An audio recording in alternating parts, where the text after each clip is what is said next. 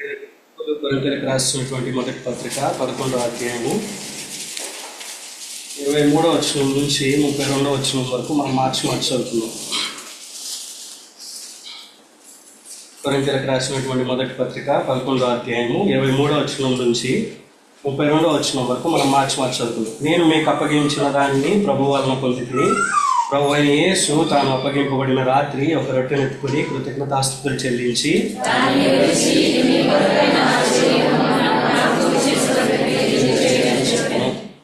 ఆ ప్రకారమే భోజనమైన పిమ్మట ఆయన పాత్రను ఎత్తుకొని, ఈ పాత్ర నా రక్తం వలన ఆయన కృత నిబంధన, మీరు దీనిలోనిది త్రాగినప్పుడల్లా నన్ను జ్ఞాపకం చేసుకున్నట్టుగా దీన్ని చేయడని చెప్పెను.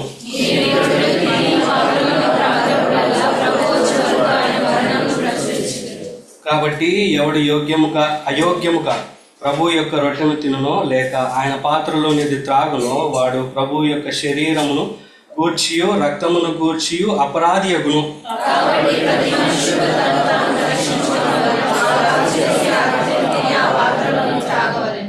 ప్రభు శరీరమని వివేచింపక తిని త్రాగువాడు తనకు శిక్షావిధి కలుగుటకే తిని త్రాగుచున్నాడు.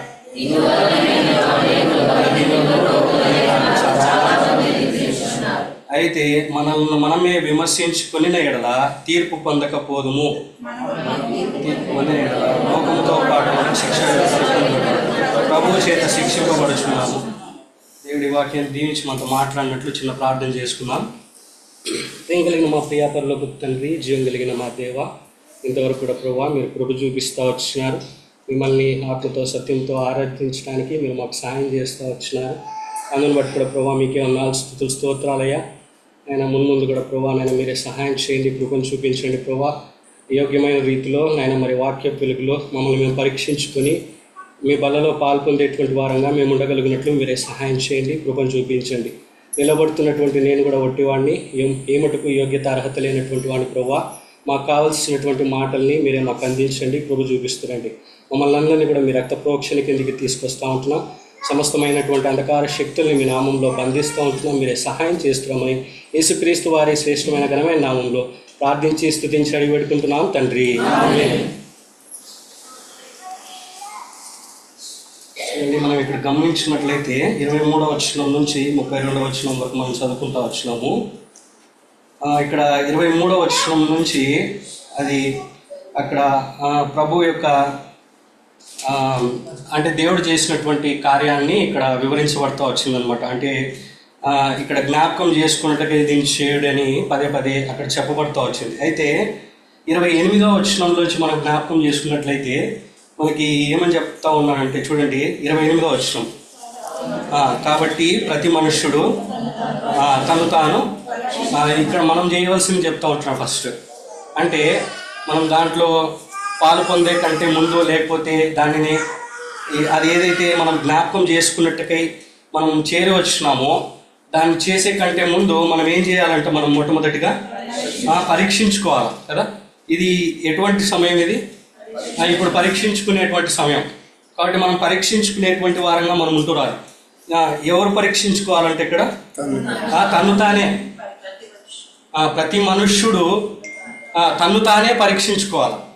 కాబట్టి ఇది మనం వేరే వాళ్ళని పరీక్షించేది కాదు, లేకపోతే నిలబడుతున్నటువంటి స్పీకర్ని పరీక్షించేది కాదు, లేకపోతే ఇంకొకరిని పరీక్షించేది కాదు కదా. ఇది ఏంటంటే మనల్ని మనమే పరీక్షించుకునేటువంటి సమయం. కాబట్టి మనల్ని మనమే పరీక్షించుకొని ఆ విధంగా ఏం చేయాలంటే మనము యోగ్యముగా మనము ఆ యొక్క పాత్రలో చేయాలి కదా. అలాగ చేసి ఆ రొట్టెను తిని ఆ పాత్రలోనిది త్రాగవలేము. కాబట్టి ఇది పరీక్షించుకునేటువంటి సమయం. కాబట్టి మనం పరీక్షించుకునేటువంటి వారంగా మనం ఉంటున్నాం కదా. అంతేకాదు మన జీవితాల్లో మనం జ్ఞాపకం చేసుకున్నట్లయితే అనేక సార్లు మనం వాక్యం వింటూ ఉంటున్నాం. మనం ఏ విధంగా ఉన్నాము కదా. అనేక సార్లు మనం వాక్యం వింటూ ఉంటాం కదా. మంచిదే, వాక్యం వింటే మంచిదే. అని వాక్యం విని ఏం చేయాలి? అది చూడండి, యాకోబు రాసినటువంటి పత్రిక 1వ అధ్యాయము 22వ వచనం. మీరు వినువారు మాత్రమై ఉండి మిమ్మును మీరు మోసపుచ్చుకొనకుండా వాక్య ప్రకారము ప్రవర్తించు వారునై అది కదా. మీరు వినువారు మాత్రమై ఉండి వినువారు మాత్రంగానే ఉంటే ఏమవుతామంట, మనల్ని మనం మోసపుచ్చుకున్నట్టే. మనం విన్నవారుగా మాత్రమే ఉంటే మనల్ని మనం మోసపుచ్చుకున్నట్లే. కానీ విని దాని ప్రకారంగా ఏం చేయాలంట, మనం ప్రవర్తించుకునేటువంటి వారంగా ఉండాలి. కాబట్టి విని దాని ప్రకారంగా మనం ప్రవర్తించుకునేటువంటి వారంగా ఉండాలి. కాబట్టి ఇక్కడ వాక్యంలో ఏమని చెప్పబడతా వచ్చిందంటే, మనల్ని మనం ఏం చేసుకోవాలంట, పరీక్షించుకోవాలి. కాబట్టి మనం వాక్యం విని మనం ఏం చేయాలి, వాక్యంలో చెప్పినటువంటి రీతిగా మనల్ని మనం పరీక్షించుకునేటువంటి వారంగా మనం ఉంటురావాలి కదా. అనేక రకమైనటువంటి పరీక్షలు మనము ఈ యొక్క దేవుని వాక్యంలో మనం చూడవచ్చు. మనం గమనించినట్లయితే మొట్టమొదటిగా మనము మన యొక్క విశ్వాసాన్ని పరీక్షించుకోవాలని చెప్పబడుతూ వచ్చింది. అంతేకాదు ఇంకా మన యొక్క హృదయాన్ని పరీక్షించుకోవాలి కదా. మనం గమనించినట్లయితే మన ప్రేమను పరీక్షించుకోవాలి. అంతేకాదు మనం గమనించినట్లయితే మనము దేవునికి ఎంత నమ్మకంగా ఉన్నామో లేదో అనేటువంటి విషయాలను మనం పరీక్షించుకోవాలి. అంతేకాదు ఇంకా మనం చూసుకున్నట్లయితే మన క్రియలను మనం పరీక్షించుకోవాలి కదా. ఇంకా మనం గమనించినట్లయితే మనము ఎంత నిజాయితీగా లేకపోతే దేవునికి ఎంత నమ్మకంగా ఉన్నాము అనేటువంటి విషయాన్ని మనం పరీక్షించుకోవాలి. అంతేకాదు మనం చూసుకున్నట్లయితే మనం ఎంతగా ఫలించినామో కూడా మనం పరీక్షించుకునేటువంటి వారంగా. ఇన్ని పరీక్షలు ఉన్నాయి, ఇన్ని రకాల పరీక్షలు మనం పరీక్షించుకోవచ్చు కదా. ఇన్ని రకాల పరీక్షలు ఉన్నాయన్నమాట. కాబట్టి ఇవన్నీ కూడా మనము పరీక్షించుకునేటువంటి వారంగా మనం ఉంటున్నాం కదా. మనం మొట్టమొదటిగా గమనించినట్లయితే మన విశ్వాసాన్ని మనం ఏం చేయాలంట, ఎక్కడుంది అది,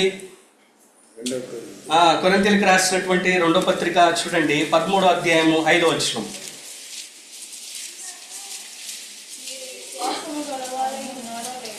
మీరు విశ్వాసము గలవారై ఉన్నారో లేదో మిమ్మును మీరే శోధించుకొని చూచుకొనుడి. మిమ్మును మీరే ఏం చేయాలంట, పరీక్షించుకోవాలంట కదా. ఎందుకు ఏం చేసుకోవాలంట, మిమ్మును మీరే శోధించుకొని చూసుకోవాలి, మిమ్మల్ని మీరే పరీక్షించుకోవాలి. ఎందుకు, మీరు విశ్వాసం గలవారై ఉన్నారో లేదో అని. కాబట్టి మనం విశ్వాసములో ఉన్నామా లేదా అనేటువంటి విషయము మనల్ని మనమే శోధించుకొని చూసుకోవాలి, మనల్ని మనమే పరీక్షించుకునేటువంటి వారంగా ఉంటున్నారు కదా. అనేక రకాలైనటువంటి పరీక్షలు వస్తూ ఉంటాయి మనకు కదా. అబ్రహాం పరీక్ష వచ్చింది, ఏమొచ్చింది, కరువు అనేటువంటి పరీక్ష వచ్చింది తన విశ్వాసాన్ని పరీక్షించడానికి కదా. పాస్ అయినాడా, కరువు వస్తే ఆడిపోయినాడు అబ్రహాము, అది పరిగెత్తి వెళ్ళిపోయినాడు కదా. ఇంకా అనేక రకాలైనటువంటి పరీక్షలు వచ్చినాయి. రాహాబుకు పరీక్ష వచ్చింది కదా. రాహాబు ఏం చేసింది, వేగుల వారిని దాచిపెట్టింది, లేకపోతే వాళ్ళని తన ఇంట్లో స్థానం ఇచ్చిందంటే ఎంత దారుణమైనటువంటి పరిస్థితి కదా. ఆ విషయం బయటికి తెలిస్తే ఏం చేస్తారు, చంపేస్తారు. మరణ భయము ఆమె పరీక్ష. కానీ ఆమె ఏం చేసిందంటే ఆ పరీక్షలో ఏం చేసింది, నెగ్గింది కదా. కాబట్టి భయము ఆమె పరీక్ష అయితే వచ్చింది. భయంలో కూడా ఆమె ఏం చేస్తూ వచ్చిందంటే ఆ పరీక్షని జయించినటువంటిదిగా ఉంటూ వచ్చింది. అంతేకాదు ఇంకా కొంతమంది మనం గమనించినట్లయితే వ్యాధులు వచ్చినాయి వాళ్ళకి కదా. వ్యాధుల ద్వారా పరీక్షించబడతా వచ్చినారు. ఆశ, అదేవిధంగా హిజ్కియా మనం గమనించినట్లయితే వ్యాధుల ద్వారా వాళ్ళు పరీక్షించబడతా వచ్చినారు. ఆశ అయితే ఏం చేసినాడు, వ్యాధి వచ్చింది, ఏం చేసినాడు, ఎవరి మీద ఆధారపడినాడట చూడండి, 2వ దినవృత్తాంతములు 16:12.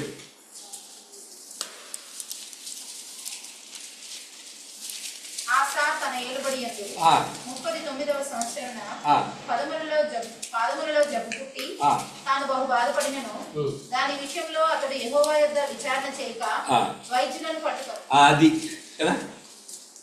కాబట్టి ఆశ ఏం చేసినాడు అంటే ఆ యొక్క పరీక్షలో నెగ్గలేకపోతా వచ్చినాడు. కానీ హిజ్కియా ఏం చేసినాడు, దేవుణ్ణి ఆశ్రయించినటువంటి వాడిగా ఉంటూ వచ్చినాడు.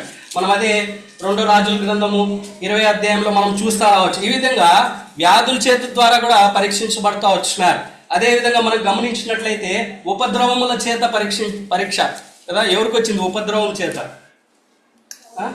యోబుకి కదా. ఒక్క దెబ్బతో ఏమైపోయింది, అంతా పోయినారు. కాబట్టి ఉపద్రవం చేత యోబు పరీక్షించబడతా వచ్చాడు. కానీ యోబు అంతం వరకు కూడా నిలబడినటువంటి వాడిగా, విశ్వాసములో నిలబడినటువంటి వాడిగా ఉంటూ వచ్చినాడు. అంతేకాదు పరిస్థితులను బట్టి కొంతమందికి పరీక్షలు వస్తూ వచ్చినాయి. యెహోషాపాతును మనం గమనించినట్లయితే చూడండి, రెండో దినవృత్తాంతముల్లో మనం గమనించినట్లయితే 20వ అధ్యాయంలో యెహోషాపాతు పరిస్థితులు చాలా దారుణంగా ఉంటా వచ్చినాయి. మోయాబీయులు, అదేవిధంగా అమ్మోనీయులు ఆయన మీదకి వచ్చి ఆయన్ని చంపాలని, లేకపోతే ఇశ్రాయేలునందరినీ చంపాలని చూస్తూ వచ్చినారు. అటువంటి పరిస్థితుల్లో ఆయన ఎవరిని ఆశ్రయిస్తూ వచ్చినాడంటే యెహోవాను ఆశ్రయించినాడు, దేవుణ్ణి ఆశ్రయించినాడు. దేవుణ్ణి ఆశ్రయించి తను ఆ యొక్క పరీక్షలో నెగ్గినటువంటి వాడిగా ఉంటూ వచ్చినాడు. కాబట్టి మనకు కూడా మన జీవితంలో ఈ పరీక్షలన్నీ వస్తాయి. కరువు అనేటువంటి పరీక్ష వస్తుంది మన విశ్వాసాన్ని పరీక్షించడానికి. అంతేకాదు ఇంకా ఎటువంటి వ్యాధి అనేటువంటిది మన జీవితాల్లోకి వస్తాయి మన విశ్వాసాన్ని పరీక్షించడానికి. అంతేకాదు పరిస్థితులు అనుకూలించవు మన జీవితాల్లో మన విశ్వాసాన్ని పరీక్షించడానికి. అంతేకాదు మన జీవితాల్లో ఉపద్రవాలు వస్తాయి. దావీదు జీవితంలో ఎవరు వచ్చినారు? గొలియాతు వచ్చినాడు కదా.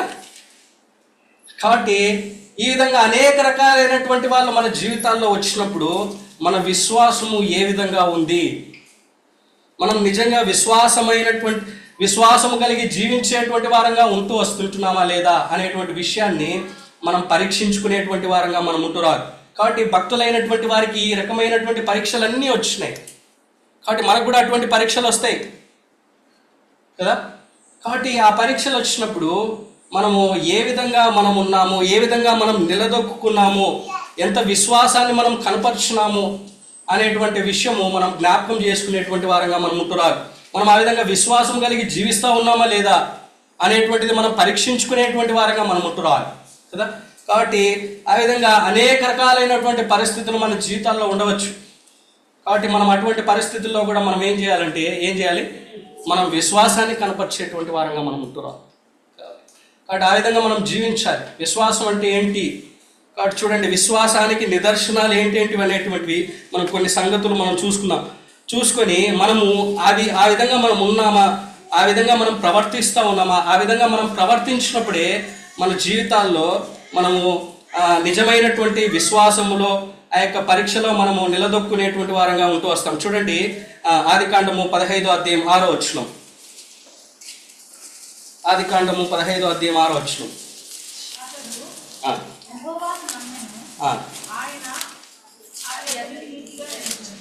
చూడండి, అతడు యెహోవాను నమ్మెను, ఆయన అది అతనికి. ఇప్పుడు విశ్వాసానికి నీతికి ఏముంది? ఇక్కడ ఎవరు యెహోవాను నమ్మినాడు? ఎవరు యెహోవాను విశ్వసించినారు? అబ్రహాము దేవుని యందు విశ్వాసం ఉంచుతా వచ్చినాడు. అబ్రహాము దేవుణ్ణి నమ్ముతా వచ్చినాడు. అందుకే అది ఏం చేయబడతా వచ్చింది? ఆయనకి నీతిగా చేయబడతా వచ్చింది, నీతిగా ఎంచబడతా వచ్చింది. అంటే ఈ నీతి అనేటువంటిది విశ్వాసానికి అది ట్యాగ్ అన్నమాట కదా. అందుని బట్టి మనం గమనించినట్లయితే హెబ్రీలకు రాసినటువంటి పత్రిక 11వ అధ్యాయము చూడండి. హెబ్రీలకు రాసినటువంటి పత్రిక 11వ అధ్యాయంలో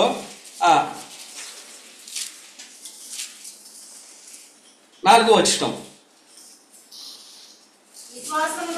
విశ్వాసమును బట్టి హేబేలు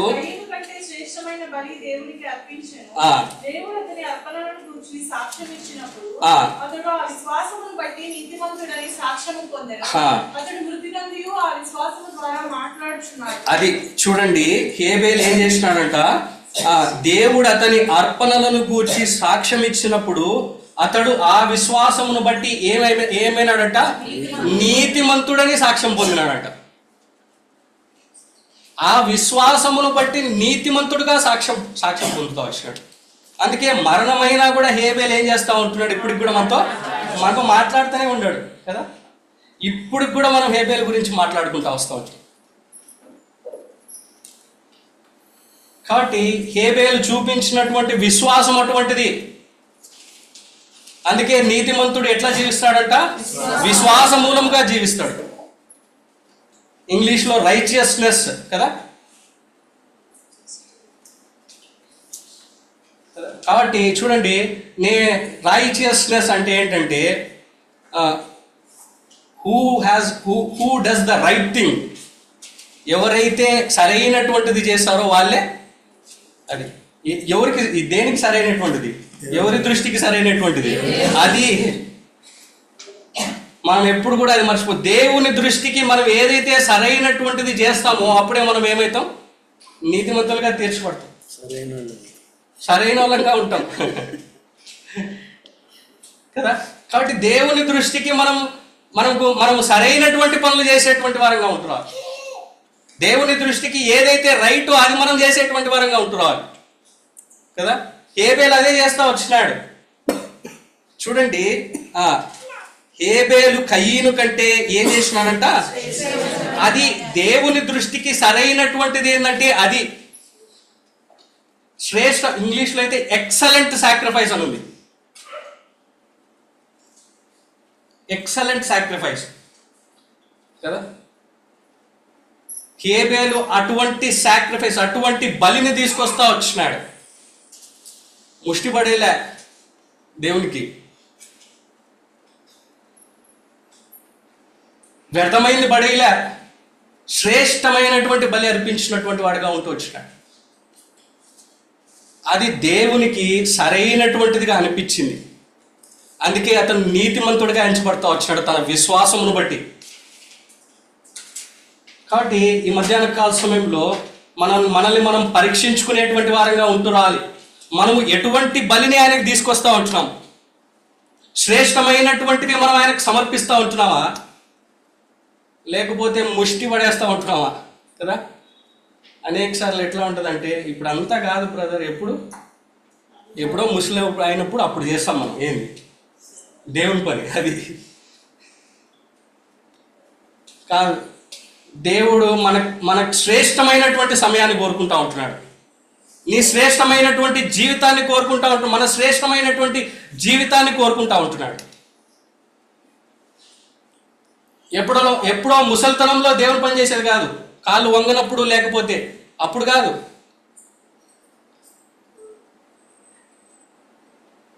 కాబట్టి మనం శ్రేష్టమైనటువంటివి మనం ఆయనకు తీసుకొని అర్పిస్తూ ఉంటున్నామా, అది సమయం అవ్వచ్చు, అది ఏదైనప్పటికీ కూడా మనము శ్రేష్టమైనటువంటిది ఆయన సన్నిధిలోకి తీసుకొచ్చి ఆయనకి అర్పించేటువంటి వారంగా మనం ఉంటున్నాం. అదే సరైనటువంటిది ఆయన దృష్టికి.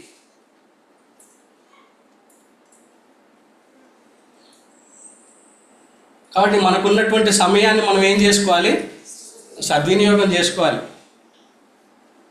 కాబట్టి మనము దేవుడు పిలుస్తున్నప్పుడే మనం ఆయన సన్నిధికి రావాలి, ఆయన పని చేయాలి, ఆయన పని చేయడానికి ఇష్టపడేటువంటి వారంగా మనం ఉంటూ రావాలి.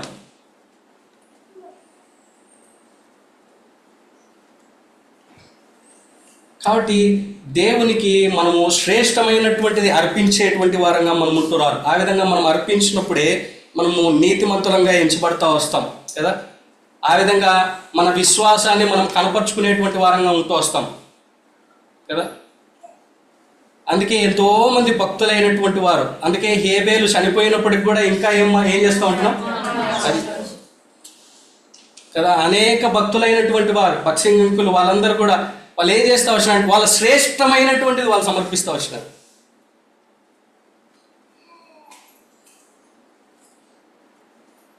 ఆయన అప్పట్లోనే ఎక్కడ చదివినాడు, ఆయన అది డబల్ డిగ్రీలు చేసినాడు ఆయన కదా. అవన్నీ కూడా వదులుకున్నాడు, వచ్చినాడు, ట్రైన్ స్టేషన్లో దిగినాడు, కట్టుబట్టలతో బయటకు వచ్చేసినాడు అంతే. తన యొక్క జీవితాన్ని అంతటిని కూడా, తన యొక్క శ్రేష్టమైనటువంటి సమయాన్ని అంతటిని కూడా దేవుని కొరకే అర్పించినాడు. అందును బట్టి మనం చనిపోయిన తర్వాత కూడా ఆయన గురించి మనము అది మన గురించి కూడా ఆ విధంగా మాట్లాడుకోవాలి అంటే మనం ఆ విధంగా జీవించేటువంటి వారంగా మనం ఉంటున్నాం. దేవునికి శ్రేష్టమైనటువంటివి మనం అర్పించాలి, శ్రేష్టమైనటువంటి బలులు ఆయనకు తీసుకొచ్చేటువంటి వారంగా మనం ఉంటూ రావాలి.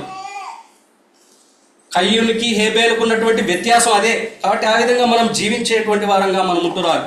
చూడండి, ఇంకా మనం గమనించినట్లయితే ఇంకా ఏంటంట, ఇంకా ఎవరు విశ్వాసులుగా పిలువబడుతూ వచ్చినారంటే, హెబ్రీయులకు రాసినటువంటి పత్రిక 11వ అధ్యాయము 7వ వచనం.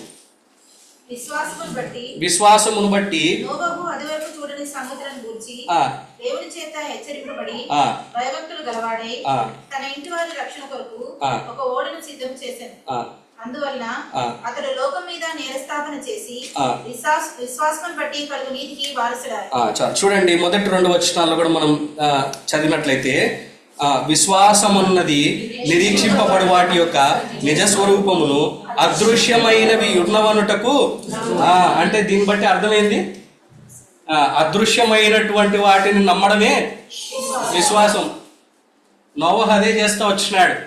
అది వరకు చూడనటువంటి సంగతుల్ని గూర్చి ఏం చేసినాడంట, దేవుని చేత హెచ్చరింపబడి భయభక్తులు గలవాడే తన ఇంటి రక్షణ కొరకు తన ఓడను సిద్ధం చేసుకుని, అందువలన అతడు లోకం మీద నేరస్థాపన చేసి విశ్వాసమును బట్టి నీతికి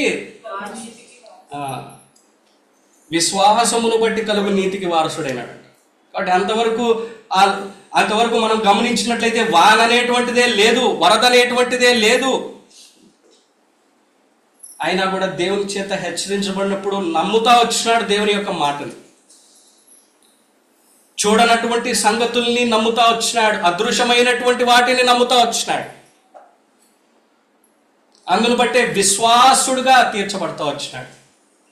విశ్వాసమును బట్టి కలుగు నీతికి వారసుడవుతా వచ్చినాడు. కాబట్టి మనం కూడా ఏం చేయాలంటే చూడనటువంటి సంగతులు ఏంటి మన జీవితాల్లో? పరలోకం. అందుకే అపోసడైనటువంటి పౌలు కొలస్సీలకు రాసినటువంటి పత్రిక 3వ అధ్యాయంలో అంతా కూడా అదే చెప్తాడు. ఏమని చెప్తాడు? మన కన్నులు ఏడుండాలంట? పైనున్న వాటి మీద, అదృశ్యమైనటువంటి మాట మీద. ఈ దృశ్యమైనటువంటివన్నీ కూడా ఒకనాడు ఏమైపోతాయి? నశించిపోతాయి. ఇవన్నీ కూడా శాశ్వతము కానటువంటివి ఇవి. కానీ ఏవైతే అదృశ్యమైనవో అవే ఏంటి అంట? నిత్యమైనటువంటివి, శాశ్వతమైనటువంటివి. కాబట్టి మన కన్నులు ఎప్పుడు కూడా వాటి మీదే ఉండాలి, మన దృష్టి అంతా ఎప్పుడు కూడా వాటి మీదే ఉండాలి. కాబట్టి మనము ఆ యొక్క అదృశ్యమైనటువంటి వాటిని వెతికేటువంటి వారంగా, అదృశ్యమైనటువంటి వాటిని మనం చూసేటువంటి వారంగా ఉంటురాలి. వాటి కొరకే మనం ప్రాకులాడేటువంటి వారంగా ఉండాలి. ఆ విధంగా మనం ఉన్నప్పుడే మనము విశ్వాసములో ఉన్నట్లు, విశ్వాసానికి కలుగు యొక్క నీతికి మనం ఏమవుతాం? మనము వారసులమవుతాం. కాబట్టి నోహు అదృశ్యమైన వాటిని, ఆయన అంతవరకు చూడనటువంటి సంగతులని గురించి ఆయన విశ్వసించినటువంటి వాడిగా ఉంటూ వచ్చినాడు. కాబట్టి మనం కూడా అదృశ్యమైనటువంటి వాటిని బట్టి వాటిని మనం చూసేటువంటి వారంగా ఉండాలి. వాటి కొరకే మనం ప్రాకులాడేటువంటి వారంగా మనం ఉంటురాలి. అంతేకాదు మనం గమనించినట్లయితే చూడండి, విశ్వాసులు అని చెప్పడానికి మొట్టమొదటిగా మనం ఏం చూస్తా వచ్చినాం? శ్రేష్టమైనటువంటిది అర్పించాలి. అప్పుడే మనం నీతిమంతులంగా తీర్చబడతాం. దేవుని దృష్టికి ఏది సరైనటువంటిదో అది చేసేటువంటి వారంగా మనం ఉంటున్నాం. రెండవదిగా మనం గమనించినట్లయితే మన కనులు ఎప్పుడు కూడా ఎట్లా ఉండాలి? అదృశ్యమైనటువంటి వాటి కొరకై, అదృశ్యమైనటువంటి వాటి మీద విశ్వసించడమే, నమ్మడమే విశ్వాసం. కాబట్టి మనం కూడా అదృశ్యమైనటువంటి వాటిని నమ్మేటువంటి వారంగా మనం ఉంటురాలి. వాటి మీదే మనం మనసు ఉంచుకునేటువంటి వారంగా మనం ఉంటురాలి. తర్వాత మనం గమనించినట్లయితే చూడండి, ఆదికాండము 12వ అధ్యాయము మొదటి 4 వచనాలు.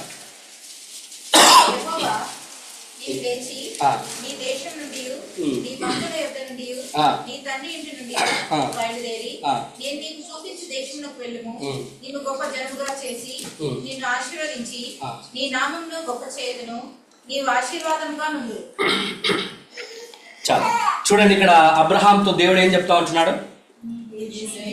నీవు లేచి నీ దేశము నుండి, నీ బంధువుల యొద్ద నుండి, నీ తండ్రి యొద్ద నుండి బయలుదేరి నేను నీకు చూపించు దేశమునకు నిన్ను గొప్పగా చేసి, గొప్ప జనముగా చేసి నిన్ను ఆశీర్వదించి. అప్పుడు వెంటనే ఏం చేసినాడంట? 4వ వచనం, యెహోవా అతనితో చెప్పిన ప్రకారము అబ్రాము వెళ్ళెను. అది ఏంటిది? అది దేవుని మాటకి విధేయత చూపించడం. అందును బట్టి అబ్రహాం ఏమైతే వచ్చినాడంటే విశ్వాస వీరుడవుతూ వచ్చినాడు. చూడండి, మనము హెబ్రీలకు రాసినటువంటి పత్రికలోనే మనం ఆ విషయాలను కూడా మనం గమనించవచ్చు. 11వ అధ్యాయము 8వ వచనం. అబ్రహాము పిలువబడినప్పుడు విశ్వాసమును బట్టి ఆ పిలుపునకు ఏం చేసినాడంట? లోబడినాడు. అది లోబడినాడు, అందుకే విశ్వాసుడైతే వచ్చినాడు. అందుకే తన విశ్వాసము కదా ఎంత గొప్పగానో ఇప్పుడు కూడా మనం చెప్పుకుంటా ఉంటున్నాం అబ్రహామును గురించి, ఆయన విశ్వాసమును గురించి. ఎందుకంటే లోబడినటువంటి వాడిగా ఉంటూ వచ్చినాడు. లోబడినటువంటి జీవితం, లోబడేటువంటి జీవితం అది మనం అలవర్చుకునేటువంటి వారంగా మనం ఉంటూ రాదు కదా. మనం అసలు లోబడం బేసిక్గా. పిల్లలైతే పెద్దలకు లోబడరు, పెద్దలైతే ఎవరికీ లోబడరు.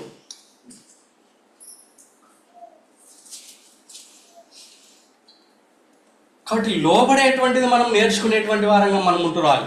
మన పిల్లలకు కూడా మనం అదే నేర్పించాలి. వాళ్ళు చిన్నప్పటి నుంచే లోబడేటువంటి వారిగా ఉంటూ రావాలి. పెద్దలకి లోబడాలి, అదేవిధంగా ఇంట్లో తల్లిదండ్రులకు లోబడాలి. ఎఫ్సీలకు రాసినటువంటి పత్రికలు అంతా 6వ అధ్యాయంలో అంతా కూడా అపోస్తలుడైనటువంటి పౌలు అదే చెప్తా వచ్చినాడు. కాబట్టి మనము దేవునికి లోబడి ఉండాలి. అబ్రహాము దేవునికి లోబడి జీవించినటువంటి వాడిగా ఉంటూ వచ్చినాడు కదా. దేవుడు చెప్పిన తర్వాత అప్పుడు మోకాళ్ళని ప్రార్థన చేయలే, ఏమని, ప్రభువా ఇప్పుడు నేను పోవాలన్నా వద్దా అని. మనకు దేవుడు చెప్పిన తర్వాత కూడా మనం 4 సార్లు ప్రార్థన చేస్తాం. ఎందుకు? అది మనకు నచ్చదు కాబట్టి. అది దేవుడు చెప్పింది నచ్చదు కాబట్టి మనం 4 సార్లు ప్రార్థన చేస్తాం కదా. అట్లా ఉండకూడదు. దేవుడు చెప్పినప్పుడు దేవుని చిత్తానికి మనం లోబడి జీవించేటువంటి వారంగా మనం ఉంటూ రావాలి. దేవుడి చిత్తం అంటే నేను ఈ మధ్య ఇంటా వచ్చినాను ఈ విషయము.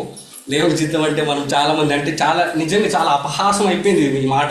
బేసిక్గా చెప్పాలంటే మనం ఏమనుకుంటా ఉంటాం అంటే ప్రార్థన చేసుకొని, ప్రభువా నీ చిత్తం అయితే ఇప్పుడు లైట్ ఆఫ్ అయిపోవాలి వెయిట్ చేస్తూ ఉంటాం. ఎందుకు? కరెంట్ తీసాడు. లేకపోతే అమ్మను ఆయన వచ్చి ఏంది లైట్ ఆఫ్ చేస్తారేమో. అది కాదు చిత్తం అంటే, దేవుని చిత్తం అంటే కదా.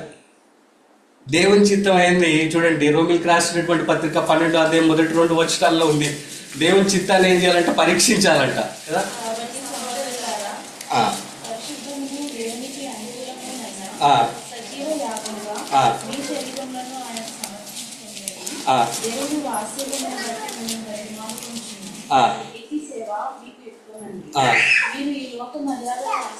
అనుసరింపక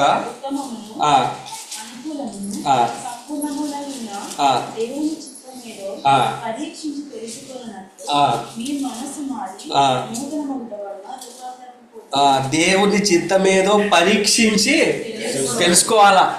అది దేవుని చిత్తం అంటే లైట్ ఆన్ చేయడం, లైట్ ఆఫ్ అయిపోవడము, లేకపోతే ఫ్యాన్ ఎగిరిపోవడం కాదు.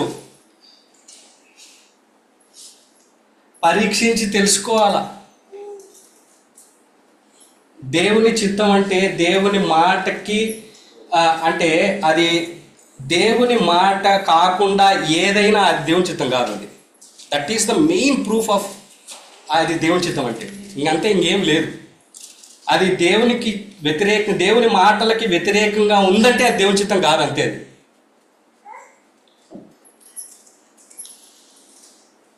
అది ఏదైనప్పటికీ మన జీవితాల్లో అది ఏదైనప్పటికీ మనం దేవుని చిత్తాన్ని చేయాలనుకుంటా ఉన్నామంటే దేవుని మాటలకి దేవునికి వ్యతిరేకంగా ఏదైనా అది దేవుని చిత్తం కాదు. కాబట్టి అబ్రహాం ఏం చేస్తూ వచ్చినాడంటే దేవునికి లోబడినటువంటి వాడిగా ఉంటూ వచ్చినాడు. దేవుని చిత్తానికి లోబడినటువంటి వాడిగా ఉంటూ వచ్చినాడు. కాబట్టి మనం కూడా ఆ విధంగా లోబడినప్పుడే మనం ఎట్లా ఉన్నట్లు? విశ్వాసంలో ఉన్నట్టు, లేకపోతే విశ్వాసంలో లేనట్లే కదా.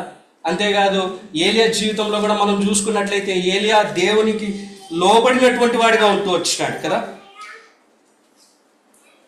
నువ్వు కేరీతు వాగు దగ్గరికి వెళ్ళమంటే కేరీతు వాగు దగ్గరికి వెళ్తా వచ్చినాడు. విధవరాల దగ్గరికి వెళ్ళమంటే విధవరాల దగ్గరికి వెళ్తా వచ్చినాడు. మరో మాట చెప్పలేదు. అటువంటి విధేయతను మనం కనపరిచేటువంటి వారంగా ఉండాలి. అంతగా లోబడేటువంటి వారంగా మనం ఉంటూ రావాలి. యోహాను సువార్త 2వ అధ్యాయంలో కూడా యేసుక్రీస్తు ప్రభు వారి యొక్క కానా విందుకు వచ్చినప్పుడు, కానా ఆ పెళ్లికి వెళ్ళినప్పుడు అక్కడ ఏమైపోయింది? ద్రాక్షారసం అయిపోయింది.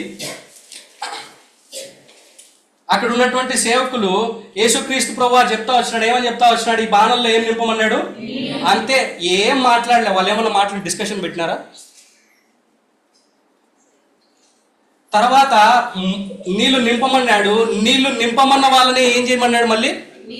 మళ్ళీ ముంచి ఎక్కడికి తీసుకుపోమన్నాడు? విందు ప్రధాని. వీళ్ళు ముంచి తీసుకుపోయినారు విందు ప్రధాని దగ్గరికి, అంతే.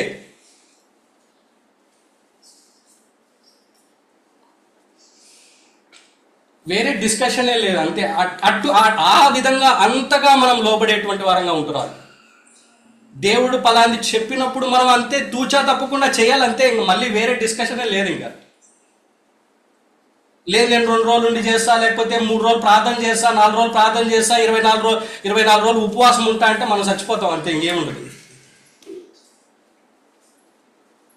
కాబట్టి దేవుడు చెప్పినప్పుడు తూచా తప్పకుండా మన జీవితాల్లో చేసేటువంటి వారంగా ఉండురాలి. అప్పుడే మనం నిజంగా మనం విశ్వాసములో ఉన్నట్టు. కాబట్టి ఆ విధంగా మనము ఉన్నామా లేదా అనేటువంటిది మనం పరీక్షించుకునేటువంటి వారంగా మనం ఉంటురాలి.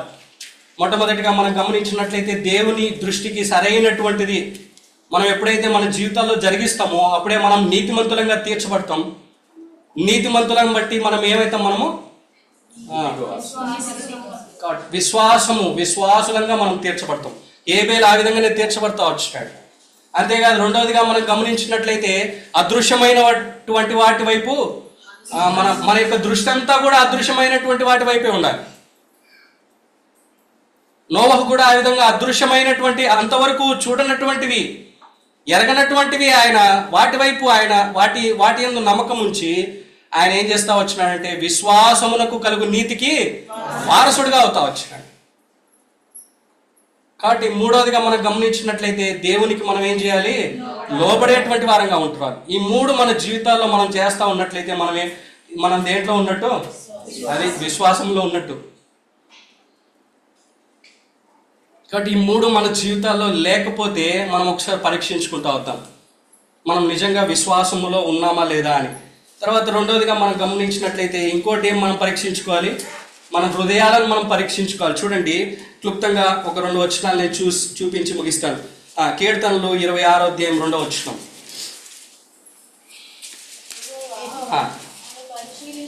నన్ను పరిశీలించుము, నన్ను పరీక్షించుము, నా అంతరేంద్రియములను, నా హృదయమును ఏం చేయాలంట? పరిశోధించు. నా హృదయం కాబట్టి మన హృదయాలను మనం పరిశోధించుకునేటువంటి వారంగా మనం రావాలి. పరీక్షించుకునేటువంటి వారంగా మనం ఉంటూ రావాలి కదా.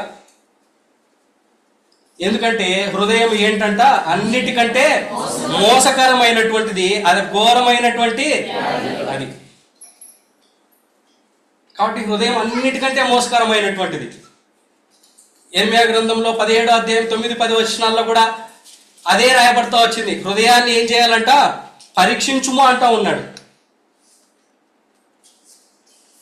కాబట్టి మన హృదయాన్ని మనం పరీక్షించుకునేటువంటి వారంగా మనం ఉంటున్నాం. అంతేకాదు, మత్తయి సువార్త 5వ అధ్యాయం 8వ వచనంలో ఏం చెప్పబడతా వచ్చింది? హృదయ శుద్ధి గలవారు ధన్యులు వారు. అది ఎందుకు మనం మన హృదయాన్ని పరీక్షించుకోవాలంటే మన హృదయం శుద్ధిగా ఉన్నప్పుడే మనం ఎవరిని చూస్తామో అంతే. ఆదామవ్వలు అప్పటి వరకు దేవుని చూస్తా ఉన్నారు. ఎప్పటి వరకు? అది వాళ్ళ హృదయం శుద్ధిగా ఉన్నప్పుడు, వాళ్ళు పరిశుద్ధంగా ఉన్నప్పుడు, ప్యూర్గా ఉన్నప్పుడు, సాయంకాల సమయంలో దేవుడు వాళ్ళ మధ్యకు వస్తూ ఉన్నప్పుడు దేవుని ఎదుర్కొంటా వచ్చినారు, దేవుని చూస్తూ వచ్చినారు. ఎప్పుడైతే వారి జీవితాల్లో పాపం వస్తూ వచ్చిందో, వారి హృదయం అపవిత్రమైపోతా వచ్చిందో, ఏమైపోతా వచ్చింది? వాళ్ళు దేవుణ్ణి దాక్కుంటా వచ్చినారు. దేవుని చూడలేక దాక్కుంటా వచ్చినారు వాళ్ళు. కాబట్టి మన జీవితాల్లో కూడా మనము మన దేవుణ్ణి చూడాలి. ఆయన చూడాలి అంటే మనం ఏం చేయాలి? మన హృదయాలు శుద్ధిగా ఉండాలి. కాబట్టి అందుని బట్టి మన హృదయాన్ని పరీక్షించుకోవాలి కదా. బెస్ట్ ఎగ్జాంపుల్ ఎవరు? పరిసయ్యులు కదా. వాళ్ళని గురించి ఏమంటా ఉన్నాడు? ఆ సున్నం కొట్టినటువంటి వారిలాగా ఉన్నారు మీరు, సమాధులు మీరు. దేవునికి నచ్చినటువంటివి 2 గర్వము, 2 వేషధారణ. గర్వము, వేషధారణ దేవునికి అసలు నచ్చనే నచ్చదు. వీళ్ళు కూడా అన్ని పైన చూసుకుంటా ఉన్నారు పరిసయ్యులు కదా. కానీ యేసుక్రీస్తు ప్రభువు చాలా క్లియర్గా చెప్పినాడు. ఏమని చెప్పినాడు? మనిషి హృదయంలో ఉండేటువంటి వచ్చేటువంటివి ఏం చేస్తాయంట? మనిషిని అపవిత్రపరుస్తాయి. మార్కు సువార్త 7వ అధ్యాయంలో ఈ వచనాలు చెప్పబడతా వచ్చినాయి. కాబట్టి మన హృదయాలను మనం పరీక్షించుకునేటువంటి వారంగా మనం ముందు రావాలి. అంతేకాదు, మనం గమనించినట్లయితే చూడండి, యోహాను సువార్త యోహాను రాసినటువంటి మొదటి పత్రిక 3వ అధ్యాయము 19వ వచనం.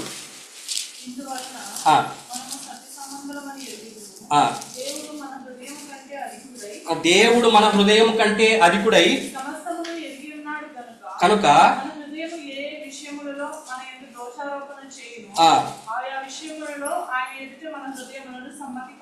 ఆయా విషయంలో మన హృదయములను మనం ఏం చేసుకోవాలంట? సమ్మతిపరచుకోవాలి. ఏ విషయాల్లో మన హృదయము దోషారోపణ చేస్తూ ఉందో కదా, మనం ఆయా విషయంలో మనం ఏం చేయాలి? ఆయన ఎదుట సమ్మతిపరచుకోవాలి. కాబట్టి మనము మన హృదయాలను పరీక్షించుకొని మనము ఏం చేయాలంటే ఆయన సన్నిధిలోకి వచ్చి ఆయన సమ్మతి చేసుకునేటువంటి వారంగా ఉంటురాలి. దోషారోపణ చేసినప్పుడు సమ్మతి చేసుకోవాలి. మనకి ఇంకా దోషారోపణే చేయట్లేదంటే ఏదో ఉంది తేడా. కాబట్టి మనం చాలా జాగ్రత్తగా ఉండేటువంటి వారంగా మనం ఉంటురాలి. అంతేకాదు, చూడండి 3వ అధ్యాయం 22వ వచనంలో, మరియు మనం ఆయన ఆజ్ఞలను గైకొనుచు ఆయన దృష్టికి ఇష్టమైనవి చేయుచున్నాము కనుక. ఇలా మన హృదయాలని మనం ఏం చేయాలా? దోషారోపణ చేసినప్పుడు మనం ఒప్పుకోవాలా, సమ్మతిపరచుకోవాలా. అంతేకాదు, మనం ఏం చేయాలంట? ఆయన దృష్టికి అదే. కాబట్టి దేవుని దృష్టికి ఏవైతే సరైనటువంటివి మనం చేస్తూ ఉంటామో అప్పుడు మన హృదయాలు ఎట్లా ఉంటాయి? దేవునికి అనుకూలంగా ఉంటాయి. కాబట్టి మనం ఆ విధంగా ఉన్నామో లేదో ఒకసారి పరీక్షించుకొని ఆ విధంగా యోగ్యమైన రీతిలో దేవుని బల్లో మనం పాల్పొందుతూ వస్తాం. దేవుడి